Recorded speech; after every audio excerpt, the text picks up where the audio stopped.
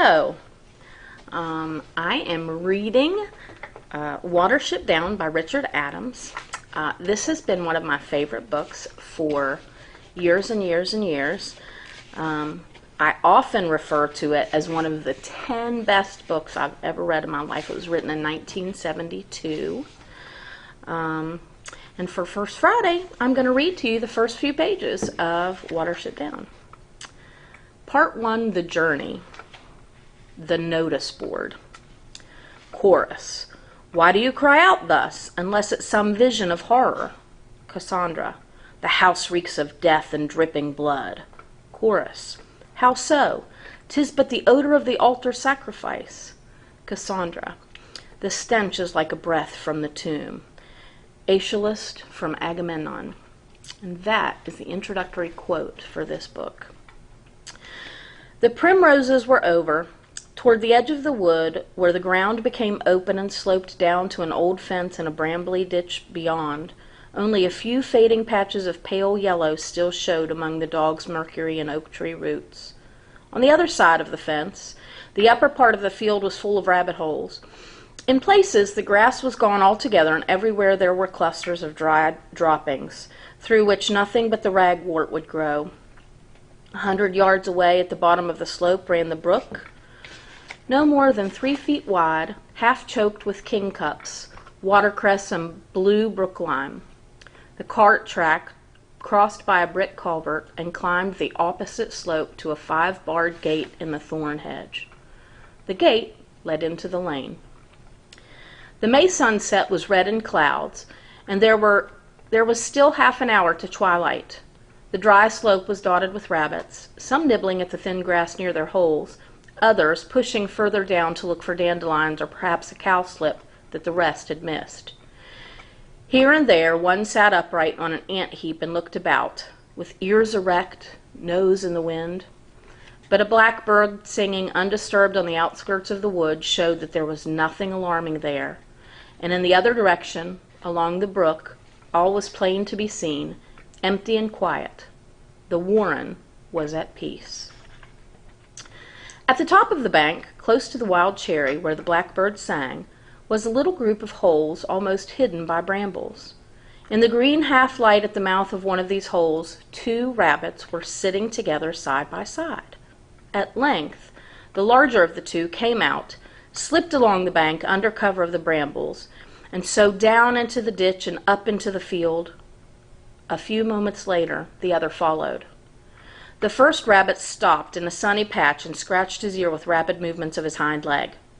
Although he was a yearling and still below full weight, he had not the harassed look of most outskirters, that is, the rank and file of ordinary rabbits in their first year who, lacking either aristocratic parentage or unusual size and strength, get sat upon by their elders and live as best they can, often in the open, on the edge of their warren. He looked as though he knew how to take care of himself. There was a shrewd, buoyant air about him as he sat up, looked around and rubbed both front paws over his nose. As soon as he was satisfied that all was well, he laid back his ears and set to work on the grass. His companion seemed less at ease. He was small, with wide, staring eyes, and a way of raising and turning his head, which suggested not so much caution as a kind of ceaseless, nervous tension. His nose moved continually, and when a bumblebee flew humming to a thistle bloom behind him, he jumped and spun around with a start that sent 2 nearby rabbits scurrying for holes before the nearest, a buck with black-tipped ears, recognized him and returned to feeding. "Oh, it's only Fiver," said the black-tipped rabbit. "Jumping at blue bottles again. Come on, Buckthorn. What were you telling me?" "Fiver," said the other rabbit. "Why is he called that?" "5 in the litter, you know. He was the last, and the smallest. You'd wonder nothing had got him by now. I always say a man couldn't see him and a fox wouldn't want him. Still, I admit he seems to be able to keep out of harm's way." Rabbits, and this is a footnote, rabbits can count up to 4. Any number above 4 is rare, a lot, or 1,000. Thus, they say rare, the 1,000, to mean, collectively, all the enemies, or allele, as they call them, of rabbits, fox, stoat, weasel, cat, owl, man, etc. There were probably more than 5 rabbits in the litter when Fiver was born, but his name, Haru, means little thousand, the little one of a lot, or as they say of pigs, the runt. The small rabbit came closer to his companion, lolloping on long hind legs. "Let's go a bit further, Hazel," he said.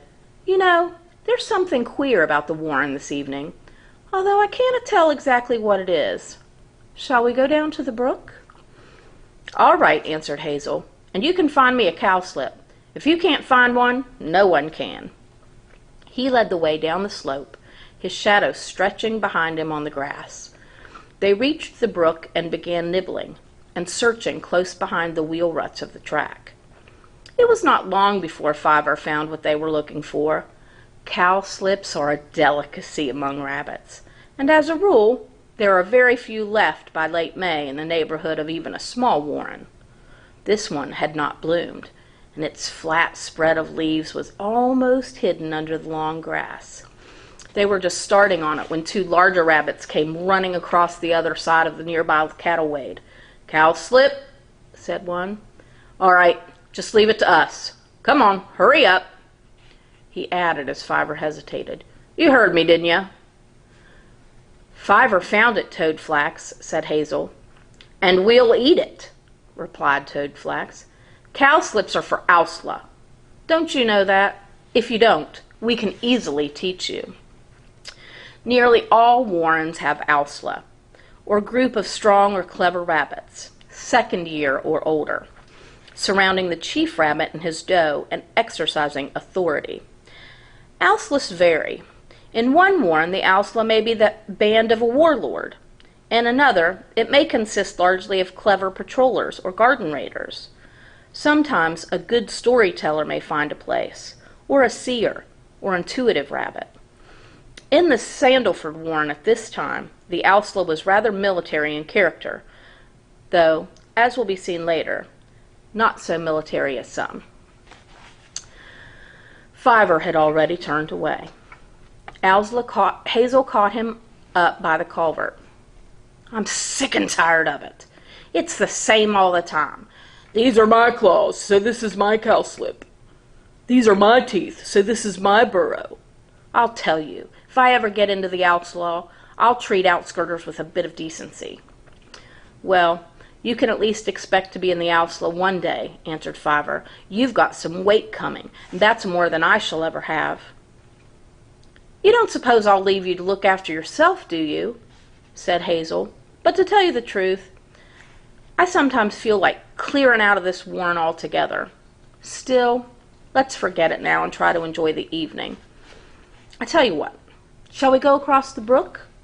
There'll be fewer rabbits and we can have a bit of peace, unless you feel it isn't safe," he added. The way in which he asked suggested that he did in fact think that Fiver was likely to know better than himself, and it was clear from Fiver's reply that this was accepted between them. "No, it's safe enough," he answered. "If I start feeling there's anything dangerous, I'll tell you. But it's not exactly danger that I seem to feel about the place. It's, I don't know, something oppressive, like thunder. I can't tell you what, but it worries me. All the same, I'll come across with you." They ran across the culvert. The grass was wet and thick near the stream, and they made their way up the opposite slope, looking for drier ground. Part of the slope was in the shadow, for the sun was sinking ahead of them, and Hazel, who wanted a warm, sunny spot, went on until they were quite near the lane. As they approached the gate, he stopped, staring. "Fiver, what's that? Look!" A little way in front of them, the ground had been freshly disturbed. 2 piles of earth lay on the grass. Heavy posts, reeking of creosote and paint, towered up as high as the holly trees in the hedge, and the board they carried threw a long shadow across the top of the field. Near one of the posts, a hammer and a few nails had been left behind. The 2 rabbits went up to the board at a hopping run and crouched in a patch of nettles on the far side. wrinkling their noses at the smell of a dead cigarette end somewhere in the grass. Suddenly, Fiver shivered and cowered down. "Oh, Hazel, this is where it comes from. I know now. Something very bad. Some terrible thing. It's coming closer and closer." He began to whimper. Fear. "What sort of thing? What do you mean? I thought you said there was no danger." "I don't know what it is," answered Fiver wretchedly. "There isn't any danger here at this moment. But it's coming. Oh, Hazel, look, the field, it's covered with blood." "Don't be silly. It's only the light of the sunset, Fiver. Come on, don't talk like this. You're frightening me." Fiver sat trembling and crying among the nettles as Hazel tried to reassure him and to find out what it could be that had suddenly driven him beside himself. If he was terrified, why did he not run for safety as any sensible rabbit would? But Fiver could not explain and only grew more and more distressed. At last Hazel said, "Fiver, you can't sit crying here. Anyway, it's getting dark. We'd better go back to the burrow." "Back to the burrow?" whimpered Fiver. "It'll come there. Don't think it won't. I tell you, the field's full of blood." "Now stop it," said Hazel firmly. "Just let me look after you for a bit. Whatever the trouble is, it's time we got back." He ran down the field and over the brook to the cattle wade. Here there was a delay, for Fiver, surrounded on all sides by the quiet summer evening, became helpless and almost paralyzed with fear. When at last Hazel had got him back to the ditch, he refused at first to go underground, and Hazel had almost to push him down the hole. The sun set behind the opposite slope. The wind turned colder with a scatter of rain, and in less than an hour it was dark. All color had faded from the sky, and although the big board by the gate creaked slightly in the night wind, as though to insist that it had not disappeared in the darkness, but was still firmly where it had been put, there was no passer-by to read the sharp, hard letters that cut straight as black knives across its white surface. They said, "This ideally situated estate, comprising 6 acres of excellent building land, is to be developed with high-class modern residences by Such and Martin, Limited of Newbury Berks." And that is the end of this First Friday reading.